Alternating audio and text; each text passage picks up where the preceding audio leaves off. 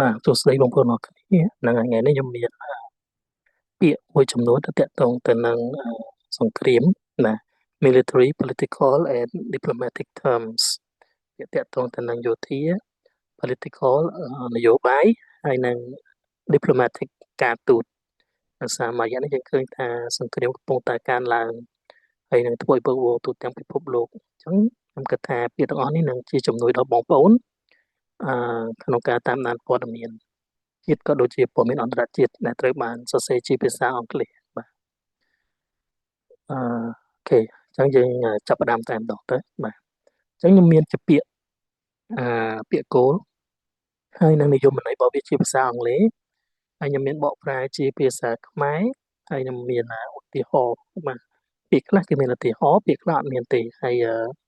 នឹងឲ្យបើសិនជាបងប្អូនគិតថាអឺការបកប្រែអីអាចមានការខ្វះចន្លោះអីបងប្អូនអាចជួយបន្ថែមណាបាទដើម្បីយើងអឺសិក្សាទាំងអស់គ្នាអូខេពួកខ្ញុំក៏ជាអ្នកដែលនៅសិក្សាដែរនៅរៀនបន្តបន្ទាប់ដែរហ្នឹងហើយអូខេអញ្ចឹងយើងមើលពាក្យដំបូងគេគឺពាក្យ war សង្គ្រាមគឺជា definition របស់វា a long fight between countries គឺជាការប្រយុទ្ធដែលមានរយៈពេលវែងរវាងប្រទេសនិងប្រទេសបាទសង្គ្រាមហ្នឹងវាមិនមែនវាយតែមកផ្លែតទេយើងយូរដែរដូចតែគឺ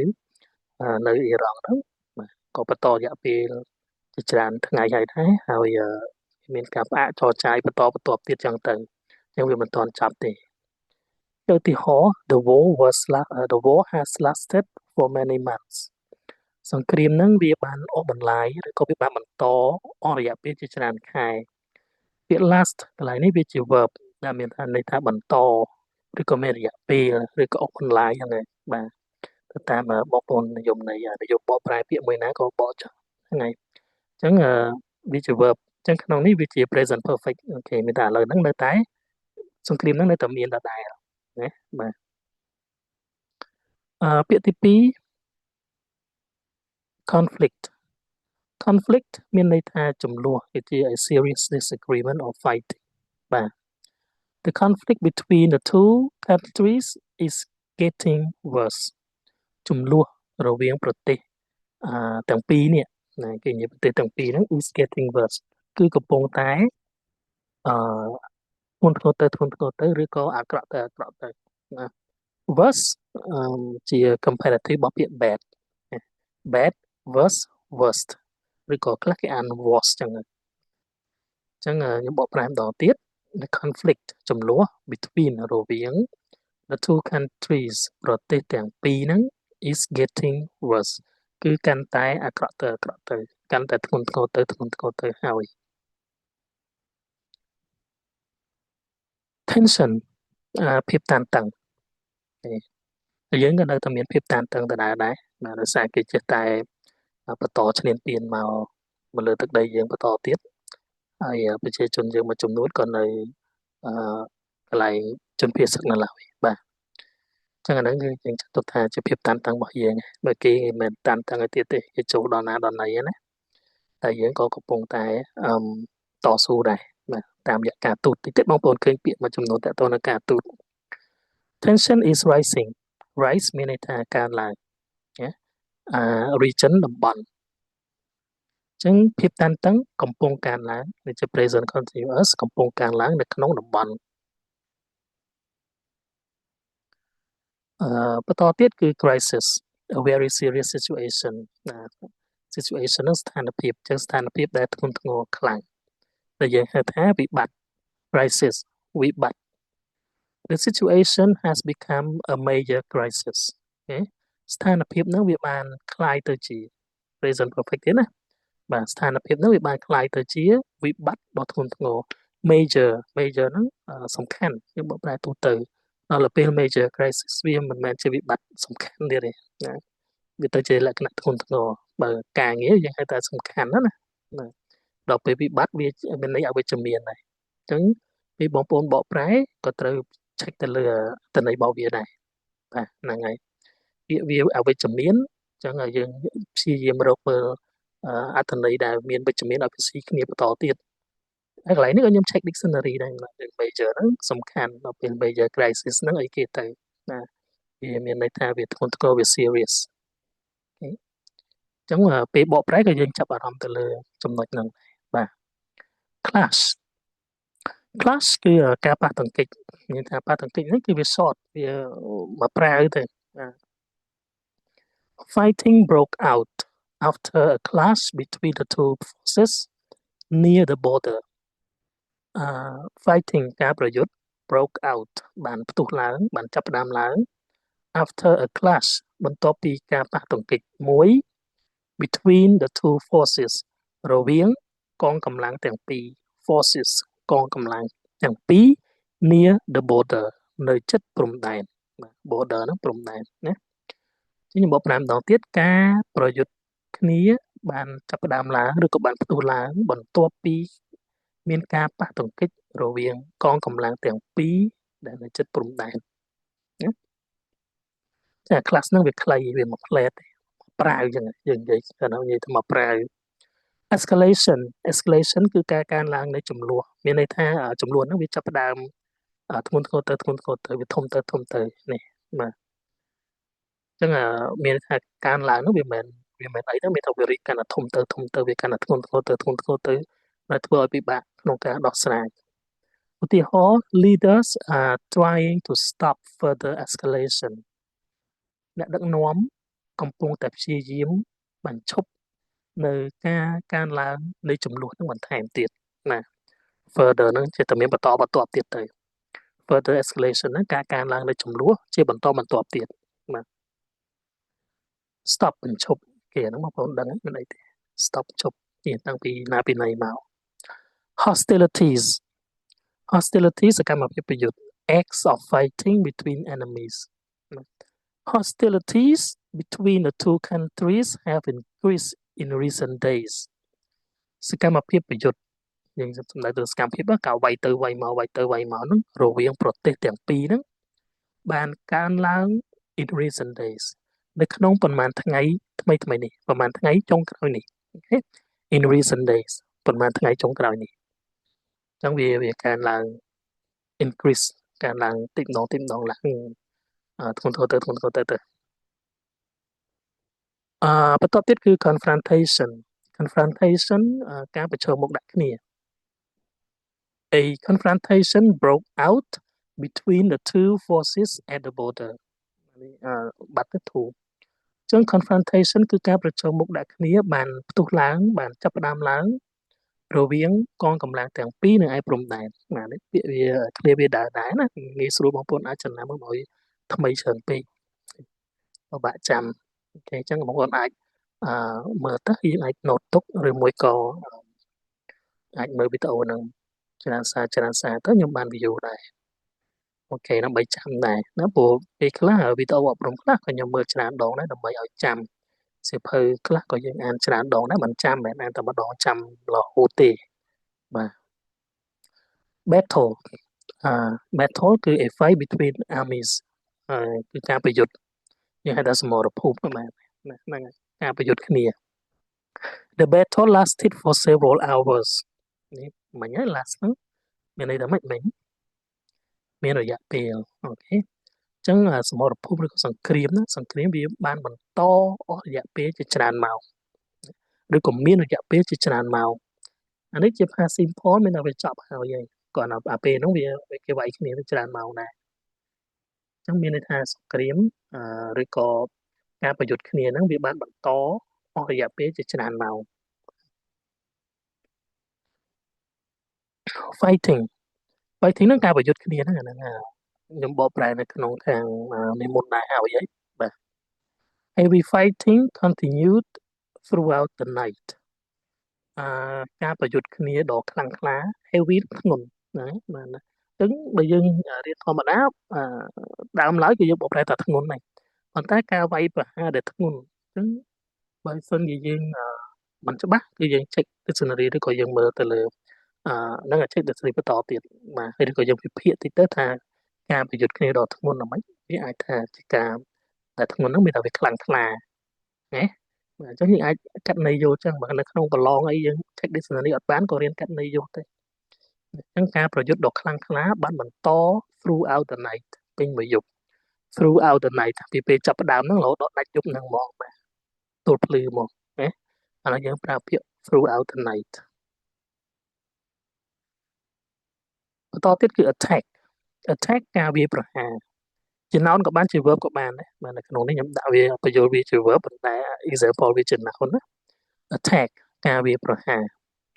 The army launched an attack early this morning ណាកងទ័ពបានចាប់ផ្ដើមវាយប្រហារ launch an attack មានថាចាប់ផ្ដើមវាយប្រហារធ្វើការវាយប្រហារកាលពីព្រឹកព្រលឹមព្រឹកមិញនេះកាលពីព្រលឹមព្រឹកមិញនេះ early this morning ណា launch មានថាចាប់ផ្ដើមយើងនិយាយពីយានអវកាសបោះហោះ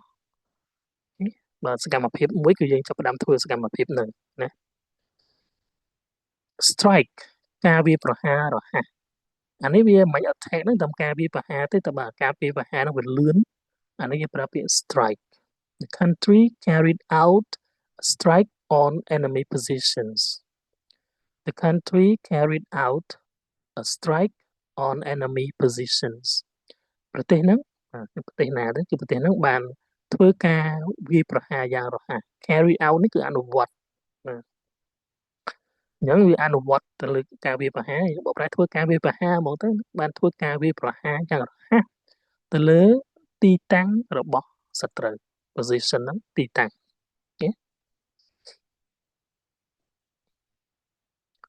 air strike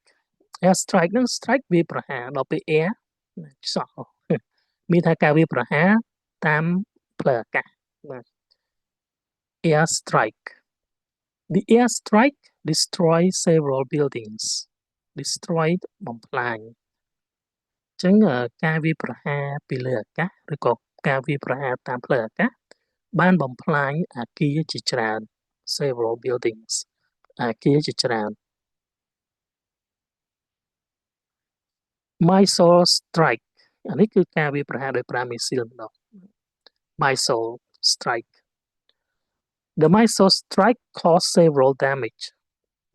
ការវាយប្រហារដោយមីស៊ីលដោយប្រើមីស៊ីលបង្កឲ្យមានការខូចខាតយ៉ាងធ្ងន់ធ្ងរ serious យ៉ាងធ្ងន់ធ្ងរយ៉ាងខ្លាំងក្លាណា serious damage ការខូចខាតយ៉ាងធ្ងន់ធ្ងរណាបាទអញ្ចឹងនឹងស្រាប់ហើយតាមរយៈមីស៊ីលវាជាអាវុធដែលគ្រោះថ្នាក់ខ្លាំងណា bombardment នេះការបាញ់គ្រាប់បែកជាបន្តបន្ទាប់ repeated attacks with bombs គឺការដាក់គ្រាប់បែកការទម្លាក់គ្រាប់បែកទៅលើនឹងជាបន្តបន្ទាប់ The city suffered heavy bombardment overnight ទីក្រុងនឹងបានទទួលរងនៅការវាយប្រហារដោយប្រើគ្រាប់បែកជាបន្តបន្ទាប់ heavy នឹងយ៉ាងធ្ងន់ធ្ងរ overnight ពេញមួយយប់ហ្នឹងបាទនៅពេលយប់ហ្នឹងអញ្ចឹងមួយយប់ហ្នឹងគឺត្រូវបានទទួលរងនៅការវាយប្រហារដោយគ្រាប់បែកជាបន្តបន្ទាប់រហូតមកដាក់រហូតគាត់មានសម្រាប់ទេការធ្វើការវាយប្រហារហ្នឹងគេច្រើនប្រើនៅពេលយប់ដើម្បីកុំឲ្យគេចាប់បានហើយសត្រូវក៏ពិបាកនៅក្នុងការរត់ដែរដល់ពេលខ្លះរត់ពេលយប់មិនងាយដែរ invasion ការឈ្លានពានយើងច្រើនប្រើថា Thailand invade Cambodia អញ្ចឹងណា invade ហ្នឹងជា verb invasion ជា noun the invasion began early in the morning បាទការឈ្លានពានហ្នឹងគឺបានចាប់ផ្ដើមនៅពេលព្រឹកព្រលឹម early in the morning នៅពេលព្រឹកព្រលឹម verb របស់វាគឺ invade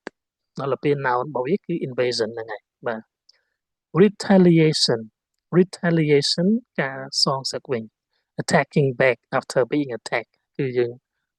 ធ្វើការវាយប្រហារទៅវិញបាទសងសឹកវិញ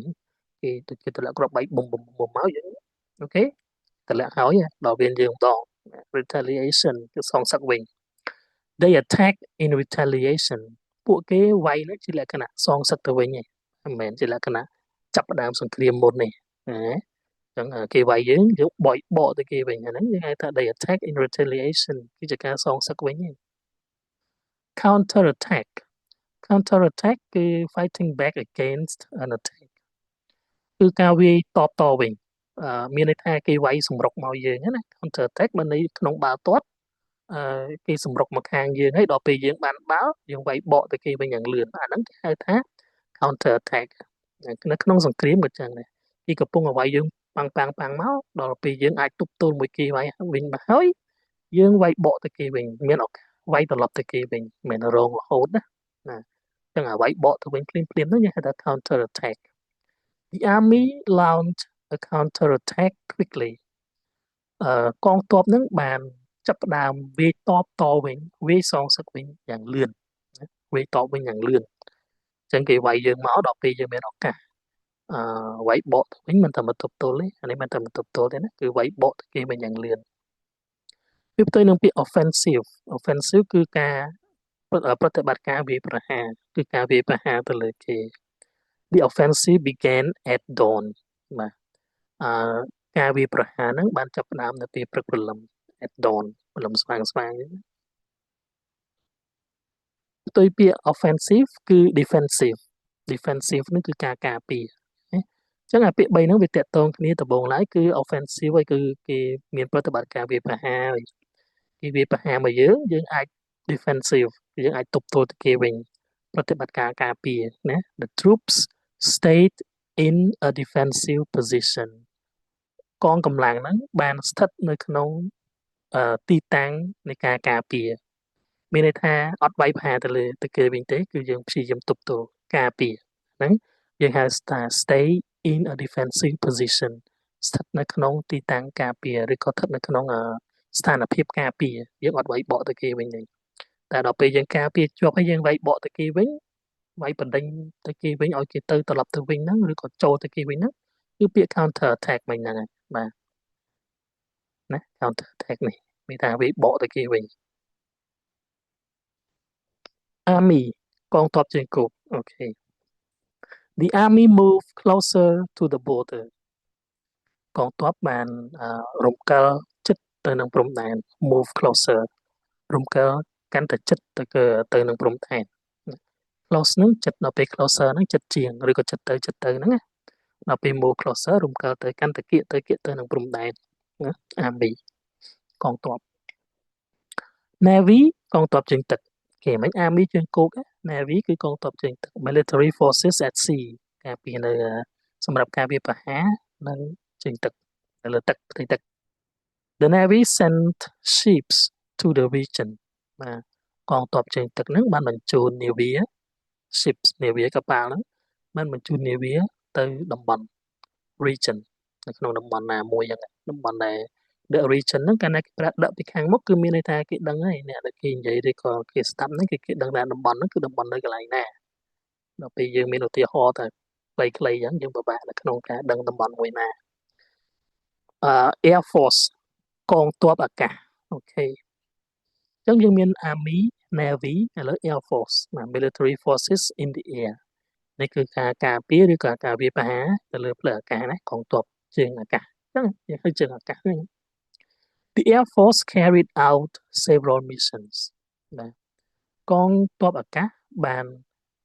អនុវត្តឬក៏បានធ្វើប្រតិបត្តិការនៅ mission ហ្នឹងបេសកកម្មជាច្រើន mission បេសកកម្ម carry out អនុវត្តឬក៏ធ្វើចាប់ផ្ដើមធ្វើប្រតិបត្តិការបាទseveral missions គឺបេសកកម្មតទៀតគឺ troops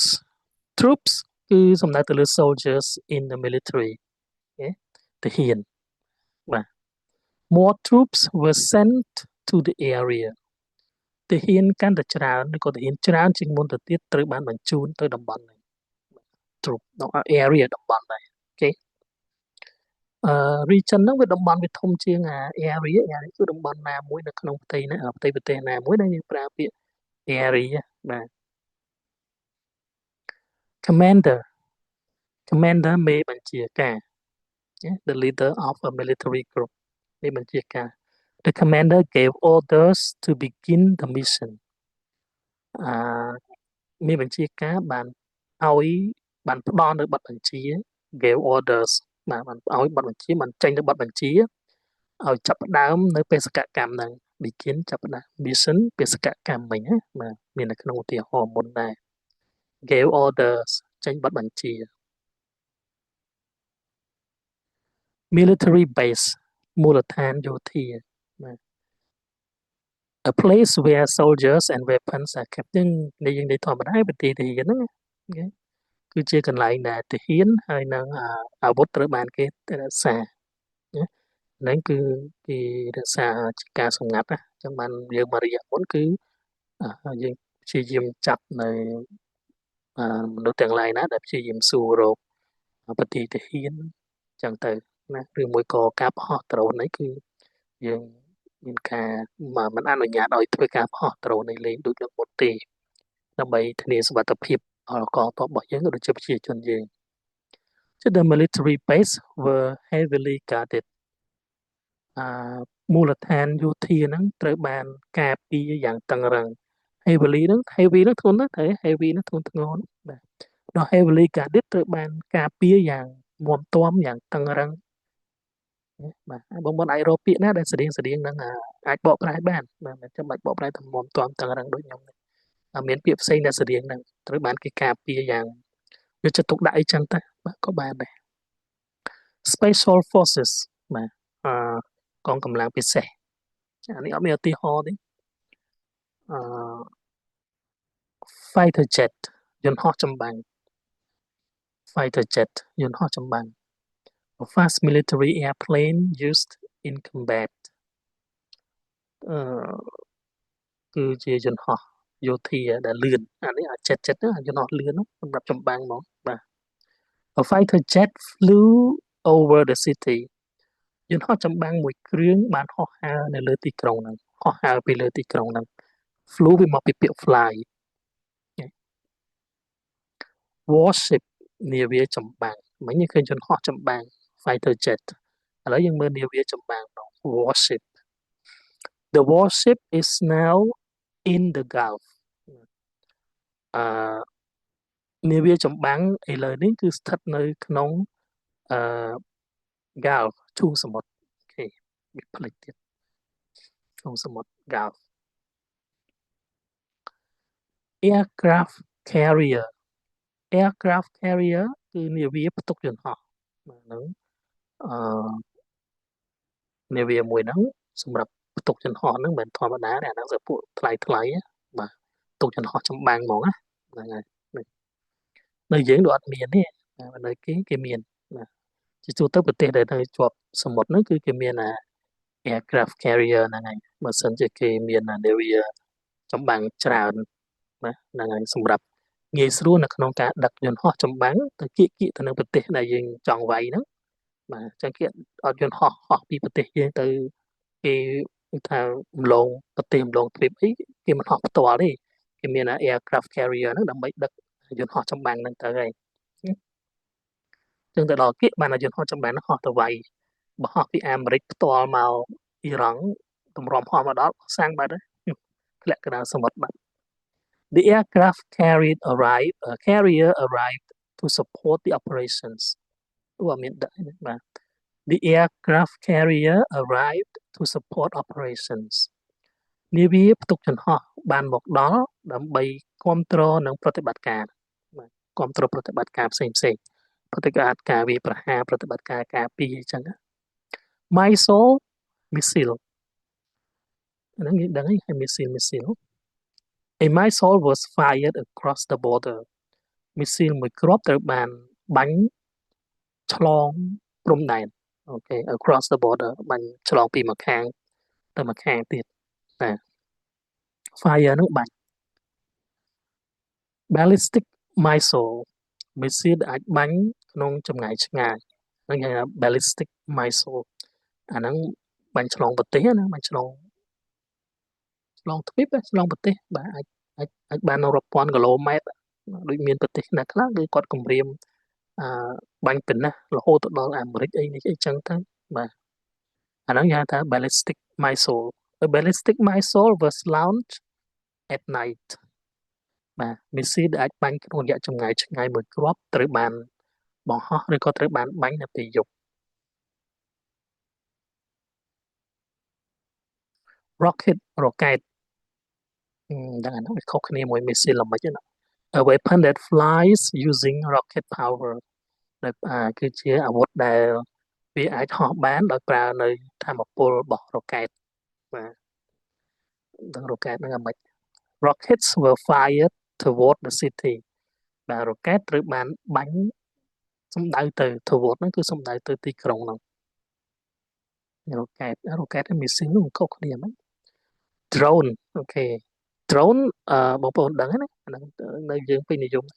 យន្តហោះគ្មានមនុស្សបើកហ្នឹងអាទូចបាទបើនៅស្រុកគេគេមានធំជាងអា drone នៅយើងបោះហោះលេងថតរូបអីហ្នឹងបាទមានខ្មែរយើងក៏អាចបង្កើត drone បានដែរដូចជាមួយគ្រឿង$10000បាទ$10000ជាងអញ្ចឹងហ្នឹងហើយហ្នឹងអាចយកទៅប្រើការនៅក្នុងការធ្វើសង្គ្រាមបានអូខេអញ្ចឹងយើងក៏អាចធ្វើបានដែរមិនតែគេទេប៉ុន្តែយើងខ្វះធនធានខ្វះអ្នកឧបត្ថម្ភអីចឹងបើយើងមានអ្នកឧបត្ថម្ភមានអីដូចគេដូចឯងយើងសបោអាហ្នឹងចង់បានប្រមាណក៏បានព្រោះខ្មែរយើងអាចផលិតបានដែរណាយន្តហោះគ្មានមនុស្សបើកដែលអាចធ្វើការស៊ើបការបានឬក៏អាចបាញ់ទម្លាក់គ្រាប់អីបានណា A drone was used to observe enemy movement ចឹងយន្តហោះគ្មានមនុស្សបើកមួយគ្រឿងត្រូវបានប្រើដើម្បីអង្កេតទៅលើសកម្មភាពរបស់សត្រូវ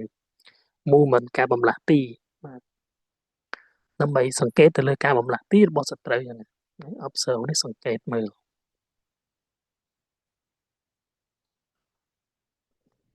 surveillance drone អូខេ surveillance drone គឺយន្តហោះគ្មានមនុស្សបើកដែលត្រូវបានប្រើ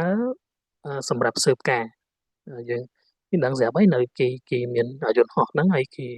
ហោះនៅលើទឹកដីគេទេប៉ុន្តែគេ zoom មកទឹកដីរបស់យើងបានណាអញ្ចឹងគេអាចមើលទៅលើសកម្មភាពប្រជាជនយើងកងទ័ពយើងឲ្យបានគេអាចចាប់បានបាទអញ្ចឹងចាណា surveillance drone a surveillance drone monitor the area បាទ monitor ហ្នឹងពិនិត្យមើលតំបន់ហ្នឹងអញ្ចឹងយន្តហោះគ្មានមនុស្សបើកដែលគេត្រូវបានគេប្រើសម្រាប់ស៊ើបការហ្នឹងគឺ monitor វាធ្វើការត្រួតពិនិត្យឬក៏សម្លឹងឬក៏សង្កេតទៅលើតំបន់របស់យើងហ្នឹង monitor ហ្នឹងមើលតែមកបំគ្រាប់បែកណា A bomb exploded near the city center គ្រាប់បែកត្រូវបានផ្ទុះនៅជិតកណ្ដាលទីក្រុងមជ្ឈមណ្ឌលទីក្រុងបាទ warhead គ្រាប់ក្បាលមីស៊ីល the explosive part of a missile គឺជាផ្នែកដែលវាផ្ទុះនៃគ្រាប់មីស៊ីលមួយអញ្ចឹងគ្រាប់មីស៊ីលហ្នឹងវាអាចមានផ្នែកខ្លះផ្ទុះផ្នែកខ្លះផ្ទុះឯងបាទផ្នែកខ្លះហ្នឹងវាគ្រាន់តែជាកម្លាំងជំរុញទៅរ៉ុកែតអញ្ចឹងកម្លាំងជំរុញអញ្ចឹងរុញទៅដល់កន្លែងដែលវាត្រូវផ្ទុះអញ្ចឹងmissile head warhead ហ្នឹងมันវាផ្ទុះ the warhead caused a large explosion ណាគ្រាប់ក្បាលមីស៊ីលហ្នឹងវាបង្កឲ្យមានការផ្ទុះយ៉ាងធំយ៉ាងខ្លាំងគឺ large explosion ការផ្ទុះខ្លាំងវាមកពីពាក្យ explode ផ្ទុះដល់ explosion ណៅមកវាការផ្ទុះ launcher ឧបករណ៍បាញ់មីស៊ីលអញ្ចឹងពាក្យ launch ហ្នឹងមានន័យថាបាញ់ឬក៏បង្ហោះ launcher ហ្នឹងគឺឧបករណ៍សម្រាប់បាញ់ឬក៏ឧបករណ៍បង្ហោះអ្វីមួយណា The launcher fired several rockets ឧបករណ៍បាញ់ហ្នឹងវាអាចបាញ់រ៉ុកែតបានជាច្រើនបាញ់រ៉ុកែតបានជាច្រើនអូខេអញ្ចឹងយើងមានឡានខ្លះនោះបាទឡានខ្លះវាដាក់ម្ដង40គ្រាប់បាញ់ម្ដង40គ្រាប់ហ្នឹងណាហៅ launcher ហ្នឹងបាទ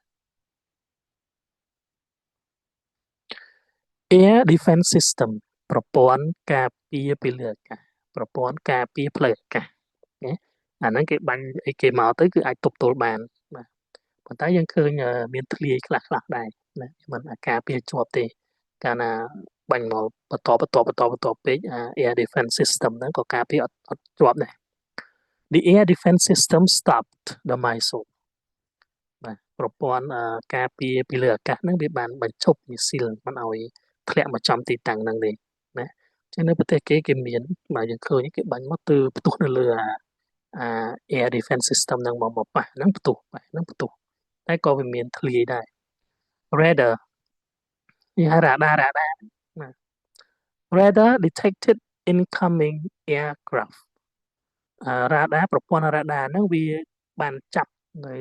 aircraft អឺយន្តហោះ aircraft នឹងយន្តហោះហ្នឹងអឺតើគេបាទខ្ញុំភ្លេចពាក្យនេះនឹងបានយន្តហោះចម្បាំងណា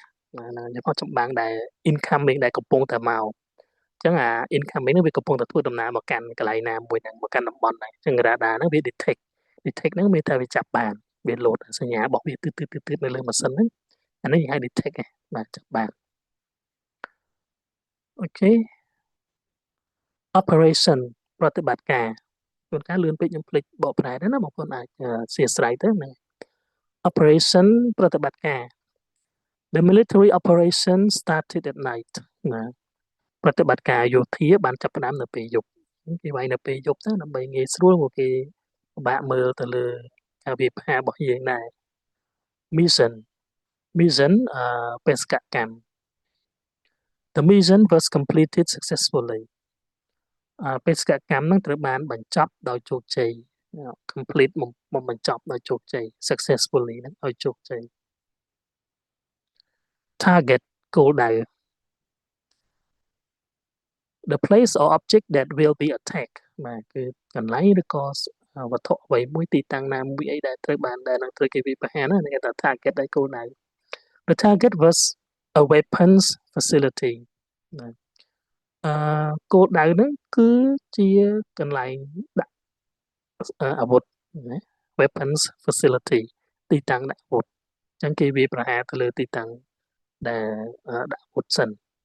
ដល់ពេលហើយបានវាយប្រហារទៅគេអត់មានអាវុធតបមួយយើង strategic target គោលដៅយុទ្ធសាស្ត្រ target មិញយុទ្ធសាស្ត្រ strategic ហ្នឹងគោលដៅហ្នឹងsorry គោលដៅហ្នឹង target ហើយនឹងយុទ្ធសាស្ត្រគឺ strategic an important target for military success អូខេអត្ថន័យសម្រាប់គឺគោលដៅដ៏សំខាន់ដើម្បីទទួលបានជោគជ័យផ្នែកយោធាមានថាគោលដៅដែលសំខាន់សម្រាប់ធ្វើការវាយប្រហារទៅគឺឈ្នះយកមកអាហ្នឹងគេហៅថា strategic target reconnaissance គឺការស៊ើបការប្រមូលព័ត៌មាន soldiers went on a reconnaissance mission ទាហានបានទៅwent on ហ្នឹងគឺមានថាបានចង់និយាយថាវាចង់ភ្លេចបាត់went on soldiers went on បានទៅធ្វើប្រតិបត្តិការបេសកកម្មស៊ើបការនិយាយចេះហ្មងទៅបាទស្រួលពេលខ្លះបាទហ្នឹងហើយអញ្ចឹងទាហានហ្នឹងទាហានបានចាប់ផ្ដើមឬក៏បានទៅលើបានទៅធ្វើនៅប្រតិបត្តិការ mission បេសកកម្មស៊ើបការណាទាំងពួកគាត់ចេញទៅស៊ើបការណាយើងនិយាយសាមញ្ញទៅទាហានហ្នឹងបានចេញទៅស៊ើបការបកប្រែសាមញ្ញងាយស្រួលស្ដាប់ intelligence យើងច្រើនបកប្រែថាបញ្ញាឬក៏អីហ្នឹងណាប៉ុន្តែនៅក្នុងភាសាទាហានគឺយើងប្រើពាក្យថាព័ត៌មានសម្ងាត់ secret information about enemies ព័ត៌មានសម្ងាត់ intelligence showed enemy activity nearby ណាព័ត៌មានសម្ងាត់ហ្នឹងបានបង្ហាញនៅសកម្មភាពសត្រូវនៅក្បែរនោះ enemy activities សកម្មភាពរបស់សត្រូវ nearby នៅក្បែរនោះបាទកន្លែងណាមួយហ្នឹង surveillance ការតាមដាន watching carefully for information deployment ការដាក់បរិយាកងទ័ព deployment the deployment of troops happened quickly ការដាក់ពង្រាយកងទ័ពហ្នឹងគឺបានកើតឡើងយ៉ាងលឿនព្រោះតែគេដាក់បរិយាយ៉ាងលឿនព្រឹបហើយមក command center មជ្ឈមណ្ឌលបញ្ជាការកន្លែងបញ្ជាបោះកងទ័ពឬក៏បោះយោធាអីចឹងទៅអាហ្នឹងយ៉ាងដែល command center គឺជាកន្លែងដែលអ្នកដឹកនាំគេហ្នឹង control operation គ្រប់គ្រងទៅលើប្រតិបត្តិការផ្សេងណា The command center control the operation អញ្ចឹងហ្មងបាទហ្នឹងហើយអញ្ចឹងមជ្ឈមណ្ឌលបញ្ជាការហ្នឹងបានគ្រប់គ្រងទៅលើប្រតិបត្តិការហ្នឹងបាទប្រតិបត្តិការអីដឹកគេនិយាយមុនអញ្ចឹងកាលណាគេដាក់ដឹកមានតែគេដឹងគ្នាណា air superiority air superiority គឺការគ្រប់គ្រងផ្លូវអាកាស control of the air during war បាទអញ្ចឹងគ្រប់គ្រងផ្លូវអាកាសហ្នឹងក៏សំខាន់ដែរអញ្ចឹងប្រទេសណាមួយដែលគេមានកងទ័ពជើងគោកជើងទឹកជើងអាកាសរឹងមាំអាហ្នឹងខ្លាំងណាស់ហ្នឹងបាទ The military gain air superiority អឺកងទ័ពហ្នឹងបាន gain ទទួលបាននៅair superiority ការគ្រប់គ្រងផ្លូវអាកាស gain ហ្នឹងគឺទទួលបានច្រើនជាងមុនណាgain ហ្នឹងបកប្រែទៅទទួលបានហ្នឹងបកប្រែនៅមិនអត់អីទេតអឺកងទ័ពគេទទួលបាននៅការគ្រប់គ្រងផ្លូវអាកាស nuclear program កម្មវិធីនុយក្លេអ៊ែរហ្នឹងឯងដែលជាបកចំនួនទៅមកហ្នឹងឧស្សាហ៍មកខាងចោតមកខាងចោតមកខាងតែមានអាវុធចឹងទៅ The country continues its nuclear program ណាប្រទេសហ្នឹងប្រទេសមួយហ្នឹងបានបន្តនៅកម្មវិធីនុយក្លេអ៊ែររបស់ខ្លួន its របស់វាយើងនិយាយធម្មតាណាប៉ុន្តែពេលយើងនិយាយនេះវិញទៅយើងថារបស់ខ្លួនចឹងទៅ nuclear weapon អាវុធនុយក្លេអ៊ែរមិញ nuclear គេមិញអឺមុនហ្នឹង nuclear program ណានេះគឺ nuclear weapon តមកទៀតគឺ nuclear facility ស្ថានីយ៍នុយក្លេអ៊ែរកន្លែងដាក់កន្លែងផលិតកន្លែងធ្វើនុយក្លេអ៊ែរហ្នឹងទៅមក a place where nuclear militaries are produced កន្លែងដែល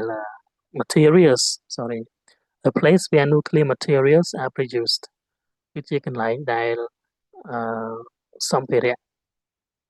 នុយក្លេអ៊ែរហ្នឹងត្រូវបានផលិតឡើងណា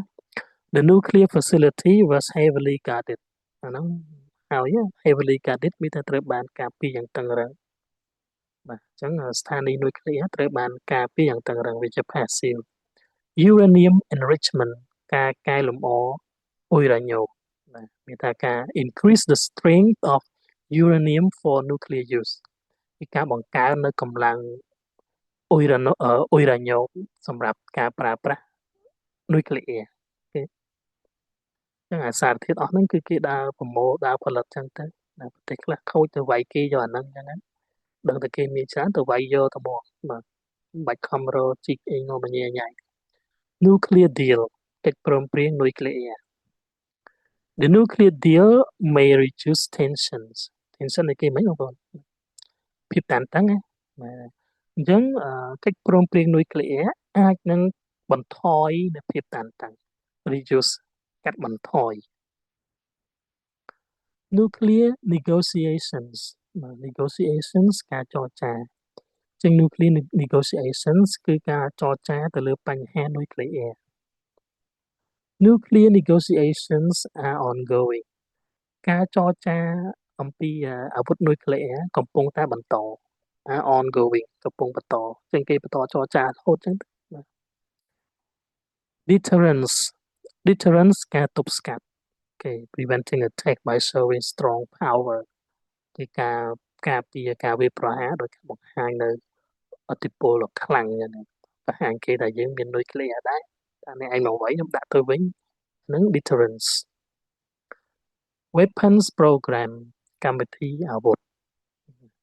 The weapons program raised concerns កម្មវិធីអាវុធនឹងគឺវា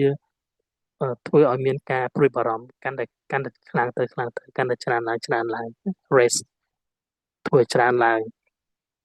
concern អឺការព្រួយបារម្ភ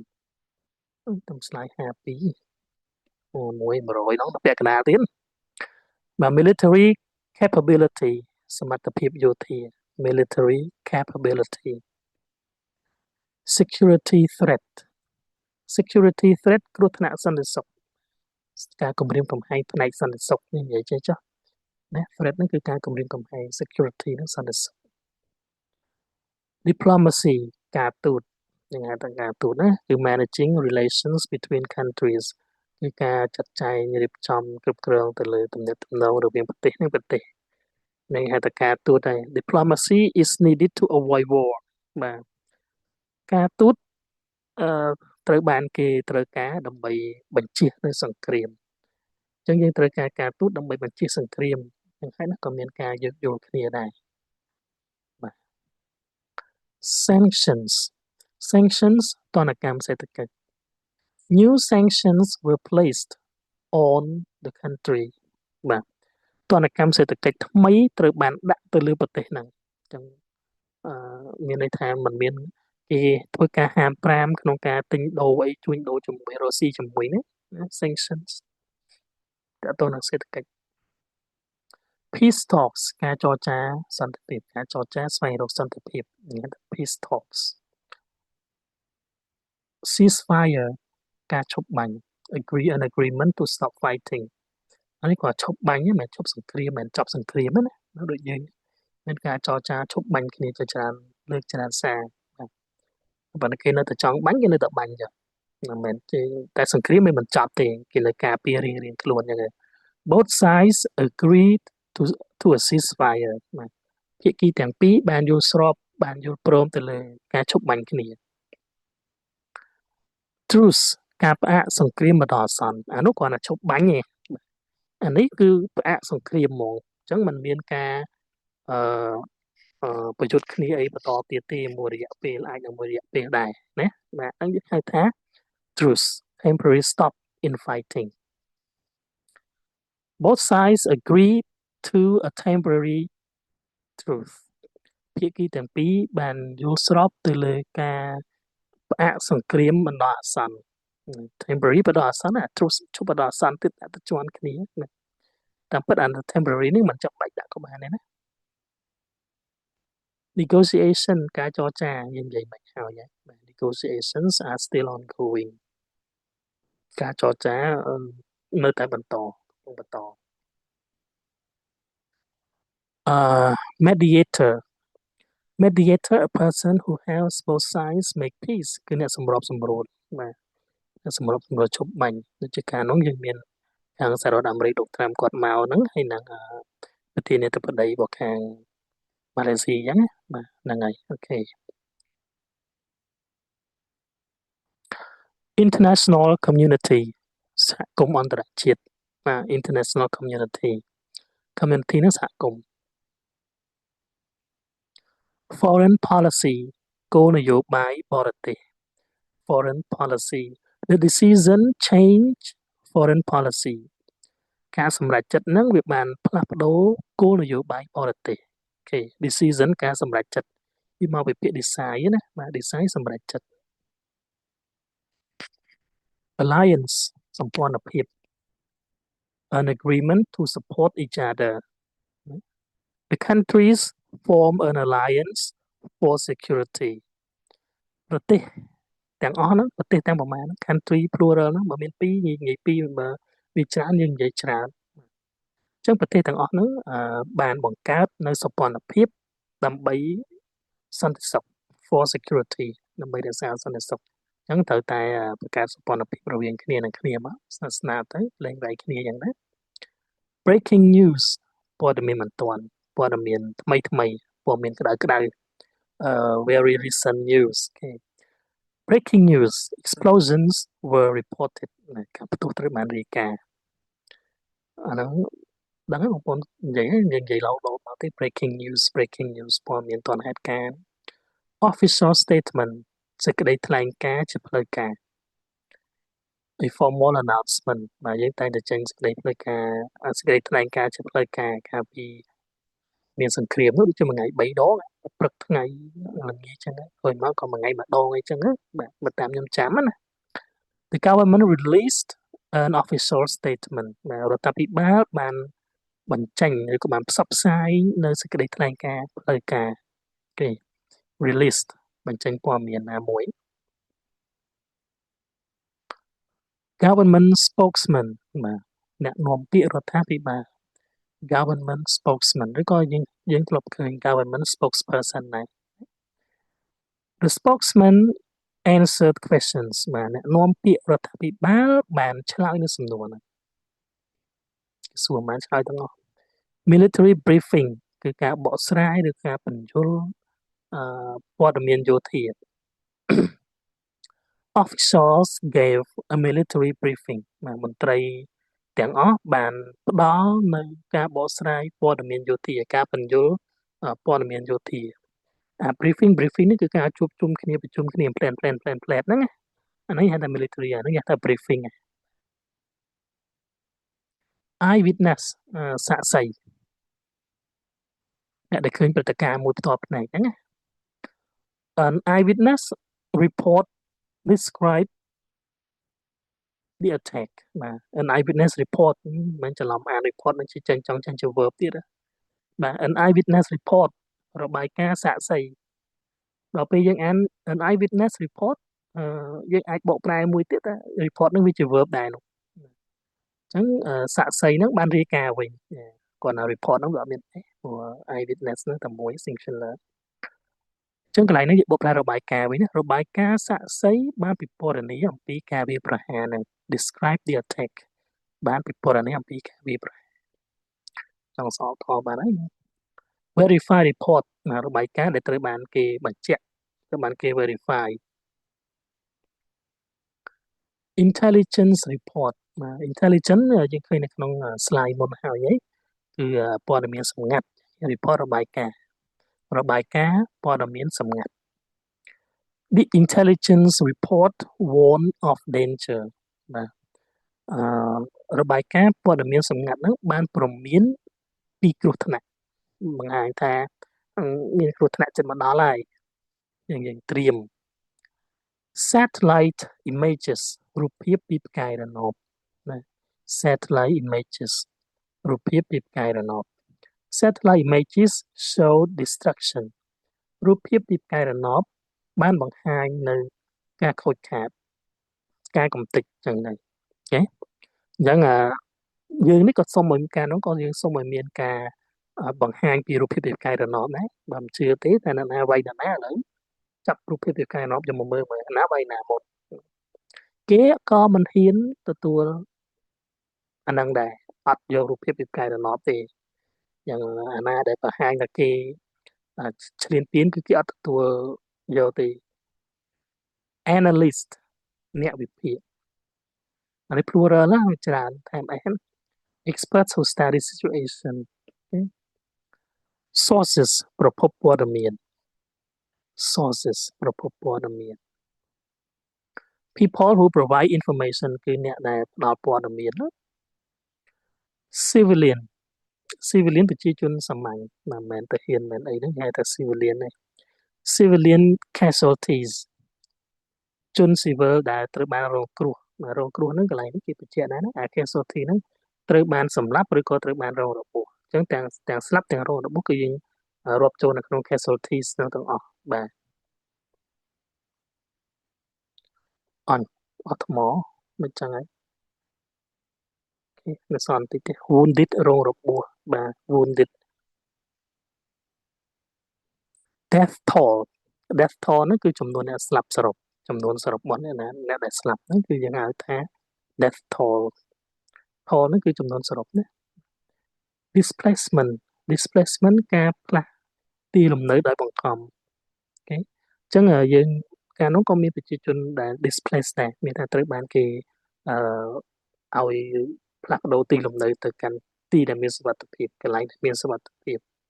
the war caused mass displacement បាទសង្គ្រាមនឹងវាបង្កឲ្យមានការផ្លាស់ទីយ៉ាងធំយ៉ាងខ្លាំងយ៉ាងច្រើន mass នឹងធំច្រើន refugees ជនភៀសខ្លួន humanitarian aid ជំនួយមនុស្សធម៌ណា humanitarian aid នឹងជំនួយ humanitarian aid arrived today បានមកដល់នៅថ្ងៃនេះជំនួយមនុស្សធម៌បានមកដល់នៅថ្ងៃនេះ relief organizations អង្គការជួយសង្គ្រោះអង្គការដែលផ្ដល់ជំនួយហ្នឹងបាទ infrastructure damage ការខូចខាតហេដ្ឋារចនាសម្ព័ន្ធ